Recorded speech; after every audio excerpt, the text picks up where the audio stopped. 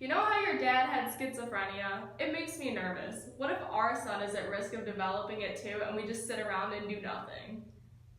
Yeah, I wish there was a way to tell if he could develop it. Well, now there is. Introducing the Dopamine version 2.0.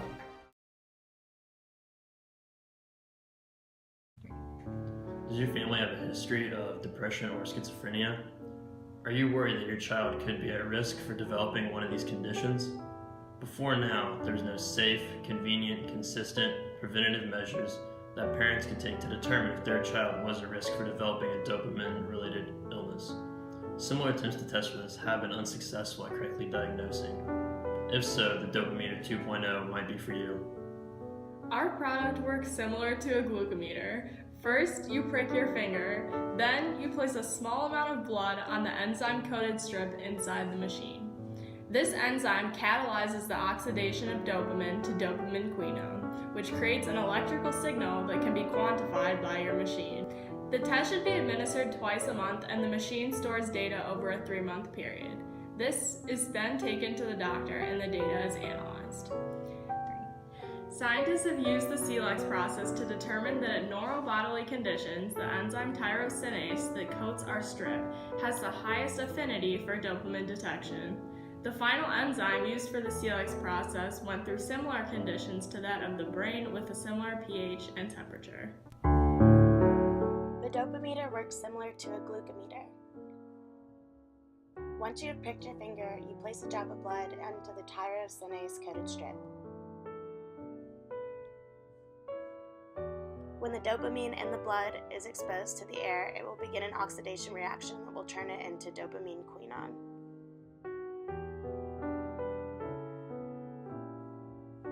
The tyrosinase catalyzes this reaction. The electrons lost in the oxidation reaction will create an electric potential that the machine can quantify into data and store away. You have to wait for the green check mark to pop up that verifies that the Dopamine got the information it needed. If a red X appears, you have to remove the strip, put a new one in, and try again.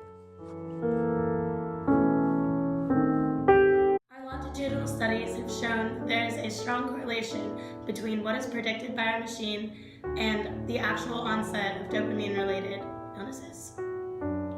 Unlike our previous earlier models that had trouble quantifying dopamine levels, Dopamine 2.0 is a surefire way to correctly utilize the electrical potential to quantify dopamine levels with little error.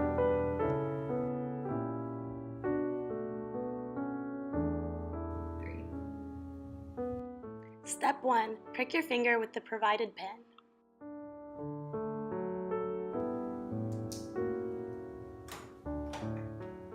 Step 2. Place your blood on the provided strip within the machine.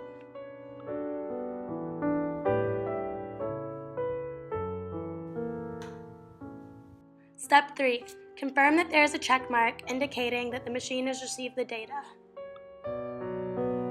Thank goodness we got our son on this dopamine detection plan. It has really helped us get ahead of the problem so we can keep our child on track and be prepared for the worst possible scenario. The Dopamine has given us the assurance we need to go ahead and take the right preventative measures.